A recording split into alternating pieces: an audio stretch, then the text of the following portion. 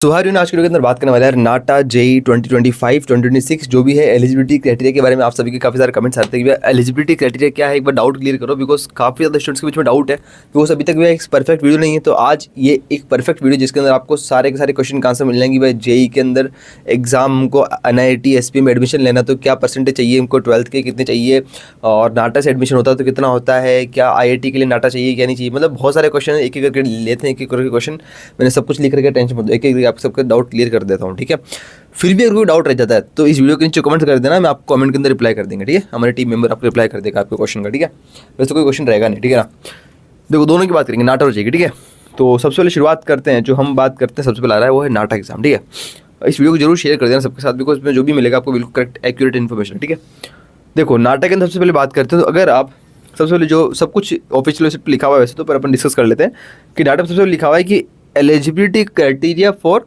Exam. सबसे पहले तो अगर आप 10+1 मतलब 11th क्लास में हो, अगर कोई ऐसे स्टूडेंट जो कि साउथ से है जिसको लैंग्वेज समझ में नहीं आ रही, तो प्लीज़ आप ऑटो डबिंग का ऑप्शन ऑन कर सकते हो।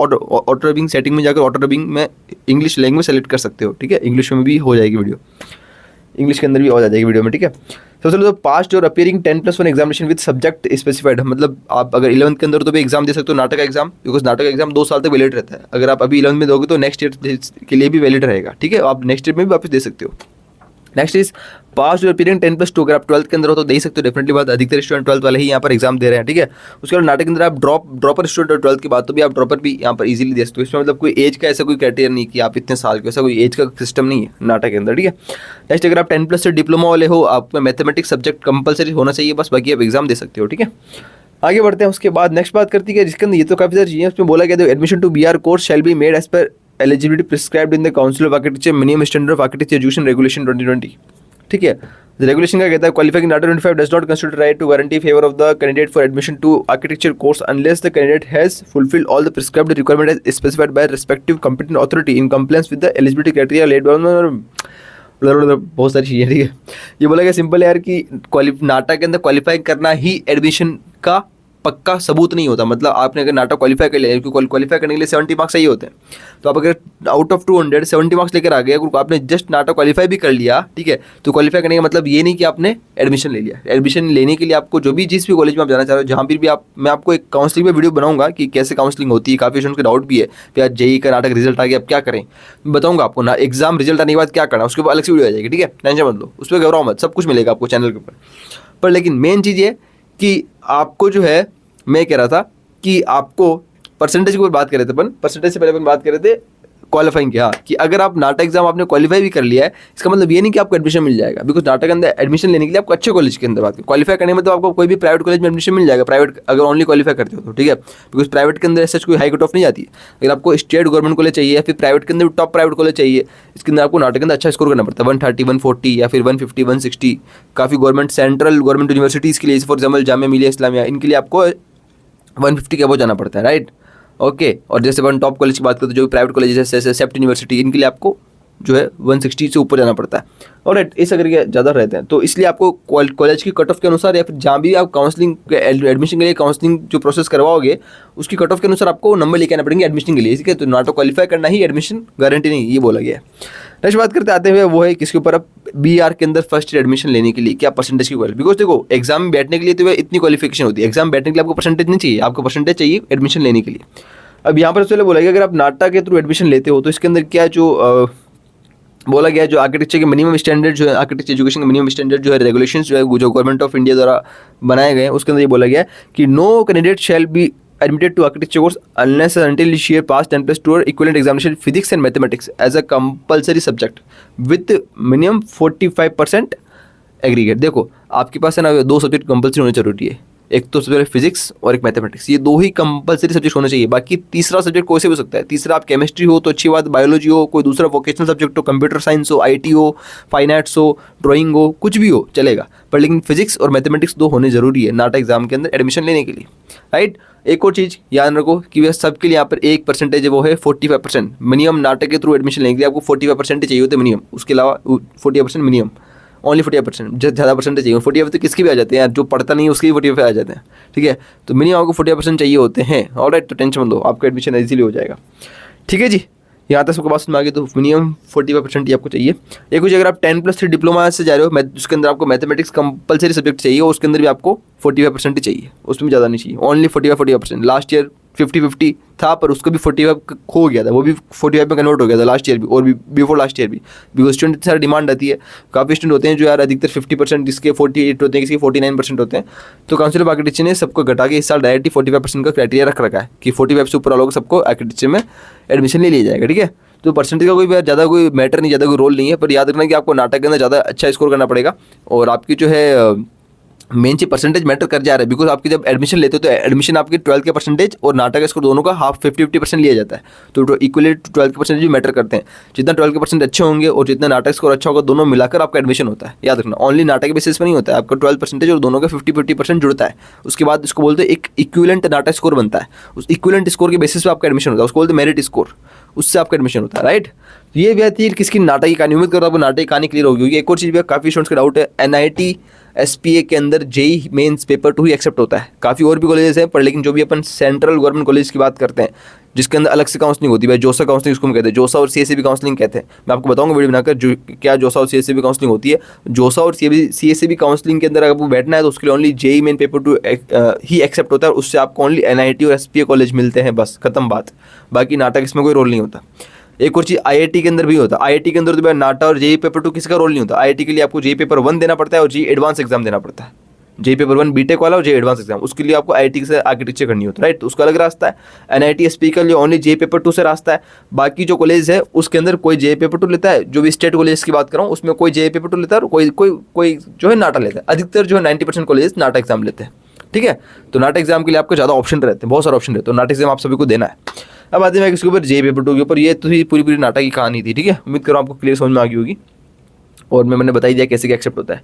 देखो जेई के अंदर जहाँ तक बात है वो आपको बताता हूँ कि जेई के अंदर तो ऐसा भी मैंने आपको बोला भी था कि जेई से जो है यहाँ पर जितने भी NIT और जितने भी SPA कॉलेजेस हैं उनके लिए ही एक्सेप्टेबल है, जो मैं आपको बोलने जा रहा हूँ। अब जेई के अंदर जो मैं आपको एलिजिबिलिटी क्राइटेरिया बताने जा रहा हूँ वो ओनली NIT और SPA के लिए ही एप्लीकेबल है, याद रखना। एक और चीज़ कि NIT SPA के अलावा मतलब जो भी जोसा और CSAB काउंसलिंग होगी, मैं आपको वीडियो के अंदर बताऊंगा, तो जोसा और CSAB काउंसलिंग के लिए ही जो है एक्सेप्टेबल है, उसके लिए ही ये है जो मैं आपको बताने जा रहा हूँ एलिजिबिलिटी क्राइटेरिया, उसके लिए ही अप्रूव्ड है, उसके लिए एलिजिबल है, ठीक है ना। बाकी कॉलेज जो भी स्टेट कॉलेजेस हैं जहाँ पर नाटा या फिर कोई जेई दूसरा एक्सेप्ट हो रहे हैं, स्टेट कॉलेज जो भी आपके जो government college state government colleges हैं या फिर प्राइवेट कॉलेजेस हैं, उसके अंदर तो 45% का क्राइटेरिया ही रहेगा जो काउंसिल ऑफ आर्किटेक्चर का है। बस NIT और SPA के लिए जोसा काउंसलिंग और CSAB काउंसलिंग के लिए ही एप्लीकेबल है, जो मैं आपको बताने जा रहा हूँ, ठीक है। जिसको नहीं पता होगा जोसा और CSAB काउंसलिंग क्या होती है, मैं वीडियो बनाकर बता दूंगा, टेंशन मत लो, जुड़े रहो आप चैनल पे, सब्सक्राइब कर देना, ठीक है। देखो सबसे पहली चीज़ क्या है, यहाँ पर जेई पेपर 2 से एडमिशन लेने के लिए NIT और SPA के लिए आपको जो है चाहिए होंगे एटलीस्ट 75% आपके क्लास 12 के अंदर, आपको क्लास 12 के अंदर कम से कम 75% का क्राइटेरिया चाहिए होगा। लास्ट ईयर भी काफ़ी ज़्यादा डाउट है काफ़ी स्टूडेंट्स के बीच में, बिकॉज लास्ट ईयर भी क्या है जेई, बिकॉज ये क्या होता है ना, NT जो एग्जाम कराता है जेई का, इसने भी जेई का एग्जाम कराया NT ने, NT का करता है ना, कभी भी ना परसेंटेज को ढंग से बताता ही नहीं है स्टार्टिंग में, हर साल स्टार्टिंग में ऐसा होता है। मैंने लास्ट ईयर भी स्टार्टिंग जब सेशन स्टार्ट होता जब मैंने वीडियो बनाकर बताया भी था, काफ़ी स्टूडेंट्स के डाउट भी थे इसके अंदर, मैंने उसके अंदर बोला था वीडियो के अंदर कि आपको NT का कुछ भरोसा नहीं है, NT कुछ भी कर सकता है, NT का स्टार्टिंग में बताता ही नहीं कुछ, कभी सही से नहीं बताएगा कि BR स्पेशली आर्किटेक्चर BR के अंदर कितने परसेंटेज चाहिए, कभी बताता ही नहीं सही से, लास्ट ईयर भी नहीं बताया था सही से, ऐसा होता है। फिर लास्ट मतलब सब सेशन खत्म हो रहा होता है, सब सेशन खत्म हो रहा था, तब जाते जाते क्या थोड़ी बहुत क्लैरिटी आती है, तब पता चलता है कि हाँ चलो 70% का क्राइटेरिया लग रहा है, राइट। इसलिए आप कह सकता हूँ कि कन्फ्यूज ना हो, 75% का चाहिए होगा क्राइटेरिया, इससे कंपलसरी क्राइटेरिया, ये मान के चलो आप 75% का क्राइटेरिया चाहिए होगा क्लास 12 के अंदर, आपको मिनिमम 75% चाहिए होंगे NIT और SPA में एडमिशन लेने के लिए, चाहे आपको जेई का परसेंटेज कितना भी हो, चाहे अपना टॉप क्यों ना गया हो, 75% is the minimum criteria to take admission in the SPA and NIT, alright. एक और चीज़ पे बात कर लेते हैं, मेन तो यही था। एक और चीज़ इसमें परसेंटेज क्या क्या है इसमें देख लो। अच्छा 75% is only for general OBC and EWS, ये 3 कैटेगरी लिए होता है 75, बाकी SC/ST के लिए 65% होता है। एक और चीज़ याद रखना, SC/ST वालों हो तो आपको 65% ही चाहिए होगा NIT SPA के लिए, SC/ST वालों के लिए 70% नहीं होता है, उनके लिए रिलैक्सेशन रहता है 10% का। तो OBC general EWS is 70% and SC/ST 65%।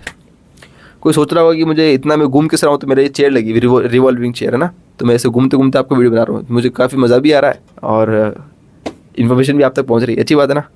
तो कमेंट सेक्शन में कमेंट कर देना किसको ये अच्छा लग रहा है ऐसे घूमता घूमता वीडियो बनाना, अगली वीडियो भी ऐसे बनाएंगे आपके लिए, ठीक है। चलो खैर जोक्स अपार्ट आगे बढ़ते हैं हम लोग। वो है कि इसमें भी एक और आता है बी प्लानिंग सेक्शन। लगे हाथ बी प्लानिंग की बात कर लेते हैं, आप लोगों ने काफ़ी लोग बी प्लानिंग का एग्जाम भी दिया है।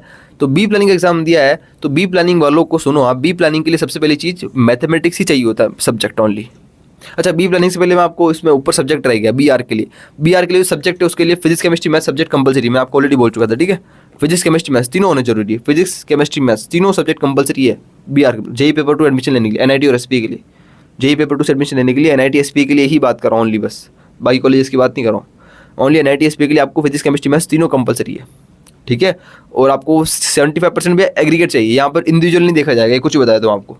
एनआईटी एसपी के अंदर जो परसेंटेज है 75%, वो ओवरऑल क्लास 12 का परसेंटेज 75%, उसमें इंडिविजुअल परसेंटेज नहीं देखा जाएगा। फिजिक्स केमिस्ट्री मैथ्स में इंडिविजुअली क्या देखा जाएगा, नहीं इंडिविजुअल नहीं, ओवरऑल 75% से ऊपर आपको चाहिए होगा, ठीक है।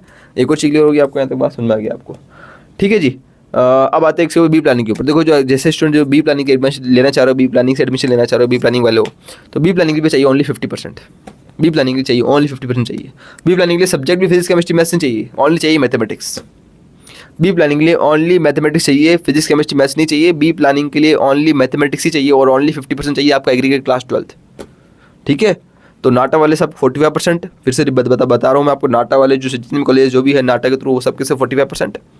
और जेई के अंदर भी ओनली एनआईटी और एसपी के लिए 75% for general OBS EWS, general OBC EWS and SC ST के लिए 65%। और बी प्लानिंग वाले हैं बी प्लानिंग के लिए 50% with only mathematics as a compulsory subject, ठीक है। ये पूरी कहानी किसकी, NATA JEE B R B planning तीनों की। उम्मीद करो आपको सबको सब क्लैरिटी होगी भैया। इसके अलावा कोई किसी की नहीं सुननी है। इसके अलावा अगर आपको कोई वेबसाइट में लिखा हुआ दिख जाए कुछ और, मानना ही मत। ये मैंने बोल दिया जो सच है, और ये सच इसको सत्य मान लो, ये सच है। अगर आपको भरोसा है थोड़ा सा, वैसे होगा भरोसा आप सबको, इसलिए वीडियो देख रहे हो और यहाँ तक पहुँचे हो, ठीक है। तो यही भैया कहानी है पूरी परसेंटेज की एलिजिबिलिटी क्राइटेरिया अब तक की सारी जेई पेपर 2 और नाटा की सारी की, ठीक है। मैं आपको इन शॉर्ट में फिर से बता रहा हूँ, अगर मे भी शायद किसी को कन्फ्यूजन होगा कि भैया जेई पेपर 2 के अंदर आपने स्टेट कॉलेज की अलग क्राइटेरिया और एसपीए एनआईटी का अलग है क्या, तो हाँ अलग अलग है। एसपीए एनआईटी जो इंडिया के सेंट्रल गवर्नमेंट कॉलेजेस हैं, ये जेई पेपर 2 से एडमिशन लेंगे और इन दोनों के लिए ही 75% चाहिए। बाकी जितने भी कॉलेजेस है भले उनमें जेई से एडमिशन हो रहा हो, पर 75% नहीं चाहिए, उनके लिए ओनली 45% से काम हो जाएगा। वहाँ पर काउंसिल ऑफ आर्किटेक्चर का रूल लग जाता है। जो 75% है वो काउंसिल ऑफ आर्किटेक्चर की, जो मतलब जैसे गवर्नमेंट ऑफ इंडिया का है, पर काउंसिल ऑफ आर्किटेक्चर की वेबसाइट से जो है 45%, वो वाला रूल वहाँ लग जाएगा और नाटा एग्जाम के लिए सभी के लिए। पर लेकिन एनटीए द्वारा जो जेई पेपर 2 वाला जो एडमिशन ले रहे हैं अपन एनआईटी और एसपीए के लिए, एनआईटीज और एसपीए के लिए आपको 75% का क्राइटेरिया होगा, ठीक है। और अगर बात करते हैं अपन इन सब से हटकर बी प्लानिंग की, तो बी प्लानिंग की 50% का क्राइटेरिया है, ठीक है। और इन सब से हटकर बात करते हैं आईआईटी की, जहाँ पर जेई पेपर 1 और बीटेक वाला जेई पेपर 1 और एडवांस एग्जाम एक्सेप्ट होता है। तो आईआईटी के लिए आपको चाहिए होगा 75%। आईआईटी के लिए तो पहले से शुरू से ही वही है, आईआईटी के लिए भी 75% चाहिए होता है। और वो paper number 1 JEE paper number 1 और एडवांस से उसका एडमिशन होता है, ठीक है। उसमें ये जेई नाटा पेपर 2 है, उसमें काम नहीं आता, ठीक है जी। देखो पंखा बंद करके किया है, पूरा पसीना आ गया आप सभी को, उम्मीद कर रहा हूँ समझ में आ गया होगा, ठीक है जी। तो ये पूरी कहानी है किसकी, एलिजिबिलिटी क्राइटेरिया की। ये अच्छा एक कुछ बता दूँ, ये जो मैंने परसेंटेज बताई, ये परसेंटेज आपको एडमिशन लेने जाओगे ना, तब मतलब आप काउंसलिंग में बैठोगे ना, मैं आपको बता दूँगा वीडियो बनाकर काउंसलिंग क्या होती है, एडमिशन प्रोसीजर में काम आता है ये परसेंटेज का क्राइटेरिया। एग्जाम में बैठने के लिए काम नहीं आता। एग्जाम में बैठ तो आप कैसे भी सकते हो, आप बस फॉर्म भरा एग्जाम में बैठ सकते हो। एग्जाम में बैठने के लिए आपको कोई मना नहीं करेगा, बस आप जब एडमिशन लोगे, काउंसलिंग का सेशन का फॉर्म भरोगे, किसी कॉलेज काउंसलिंग में जाओगे, तो वहाँ पर आपको परसेंटेज का क्राइटेरिया मिनिमम का ध्यान रखना पड़ता है, ऐसा होता है, ठीक है। बाकी एग्जाम में बैठने की कोई प्रॉब्लम नहीं है, बिकॉज एग्जाम में बैठ तो जब तक तो आपको रिजल्ट आता ही नहीं है, बिकॉज अब तक तो आपको रिजल्ट आया ही नहीं है। रिजल्ट आएगा उसके बाद की बात है ना, इसलिए एग्जाम में तो आप कोई भी बैठ सकता है, कोई दिक्कत नहीं है। एडमिशन लेते समय आपको परसेंटेज का क्राइटेरिया ध्यान रखना, जिसके परसेंटेज नहीं है उसको फिर एडमिशन से बर्खास्त कर दिया जाता है, मतलब सस्पेंड कर दिया जाता है, अगर आप एलिजिबिलिटी क्राइटेरिया पूरा फुलफिल नहीं करते हो तो, ठीक है ना। So this is all about eligibility criteria again, okay. तो थैंक यू सो मच यार आप सभी का यहाँ तक सुनने के लिए, मुझे वीडियो को सुनने के लिए बहुत बहुत धन्यवाद। और देख लेता हूँ कुछ रह तो नहीं है, बस ये चीज़ है। अच्छा एक और चीज़ छोटी सी इन्फॉर्मेशन बताया दूँ आपको, काफ़ी स्टूडेंट को डाउट होता है भाई what is state of eligibility. अभी जेई के अंदर काफ़ी देखना, अभी जब एडमिशन स्टार्ट हो जाएंगे ना रिजल्ट के बाद, तो काफ़ी एक ही चीज़ आएगी निकलेगी, what is state of eligibility. State of eligibility क्या होता है, स्टेट ऑफ एलिजिबिलिटी मतलब वो होता है, यहाँ पर आप फॉर्म फिल करोगे ना, एप्लीकेशन फॉर्म जब काउंसलिंग का, तो उसमें पूछेगा what is your state of eligibility. This is your class 12th state, मतलब जिस स्टेट से आपने क्लास 12th की, this your state of eligibility, याद रखना। ऐसा नहीं कि हमारा जन्म तो लखनऊ में हुआ और हमने क्लास 12th की हैदराबाद से, तो हमारी जो इंस्टीट्यूट ऑफ एलिजिबिलिटी लखनऊ होगी, नहीं, लखनऊ से बोलिए आपने जन्म लिया होगा तो लिया होगा। आपने क्लास 12 कहाँ से की, कौन से बोर्ड से की है, दैट इज़ इंपॉर्टेंट। कौन से स्टेट से किया आपने, तो क्लास 12 इंपॉर्टेंट है, that is your state of eligibility. भले आप राजस्थान से किया हो, पर लेकिन आपने क्लास 12 महाराष्ट्र से की, महाराष्ट्र के अंदर आपने पुणे से की, तो आपकी पुणे ही क्या स्टेट ऑफ एलिजिबिलिटी लगेगी, याद रखना इस चीज़ को। तो जन्म से फ़र्क नहीं पड़ता, state of eligibility is your class 12, ठीक है, तो याद रखना बस। बाकी अब देखो, अब बाकी सब इन्फॉर्मेशन जो है कब काउंसलिंग इन्फॉर्मेशन, कौन से कॉलेजेस जेई नाटक के अंदर टोटल कितने एनआईटीज़ है, और टोटल कितने कॉलेज नाटक के अंदर आते हैं, टोटल कितने कॉलेज जेई में आते हैं, जेई के अंदर एनआईटी एसपीए टोटल कितनी एनआईटी, टोटल कितने एसपीएस हैं, कट ऑफ वगैरह क्या है, और काउंसलिंग कब होगी, ये सब काउंसलिंग वाली वीडियोस की बातें हैं, तो आपको उस वाली वीडियोस में दिखेगी। और ये सब वीडियोस अपन मई से स्टार्ट कर देंगे बनाना, मई से आपको सबको सब कंटेंट दिखने लग जाएगा मई से। अभी अप्रैल के अंदर हम लोग जो भी नाटक अभी क्रैश कोर्स वगैरह भी है जो आ चुका है, तो उसके लिए आपको अगर इनरोल करना चाहो तो कर सकते हो, नाटक का क्रैश कोर्स, ठीक है ना। हाँ, बताया तो मैं आपको, नाटक का क्रैश कोर्स अपना लॉन्च हो चुका है। जो नाटक 25 जितने भी अटेम्प्ट बचे हैं सभी के लिए क्रैश कोर्स लॉन्च हो चुका है। सफल टुगेदर के सबसे बेस्ट, सबसे अफोर्डेबल क्वालिटी के अंदर सबके सब अटेम्प्ट कवर करने वाला है। शानदार चीज़ बनाई गई आप सभी के लिए, ऐसी चीज़ बनाई गई जो अब तक आज तक बनी नहीं पहले कभी, वो अब बन गई है।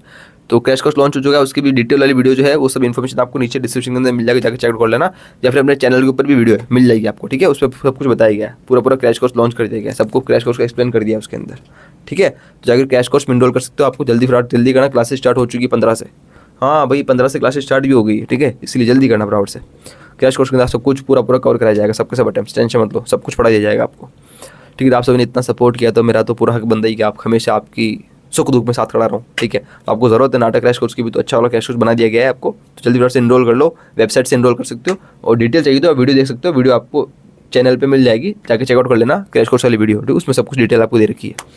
ऑलराइट, और एक कुछ अगर आप इस वाले चैनल पर नए हो तो अपना जो मेन चैनल उसको सब्सक्राइब कर लेना, सचिन प्रजापति, मेरे नाम से ये सचिन प्रजापति, उसका भी लिंक आपको नीचे गिवन है, उसको भी सब्सक्राइब कर लेना मेन चैनल को।